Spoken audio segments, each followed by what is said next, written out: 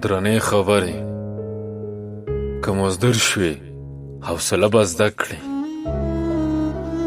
که غریب شوې خلک به وپېژنې،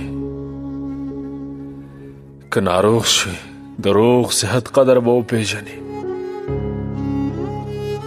که دوکه دې وخوړه نو هوښیار به شي، او که ولوېدې د پورته کېدو احساس به درته معلوم شي، که مسؤول شوې د پلار قدر به درته معلوم شي، که خلکو پرېښودې اخر به د ځان ته پاتې کېدو هنر ترلاسه کړې، که سخت کار د دې مخه شوه زړه به دې غټ شي، که بېوسه او ناتوانه شوې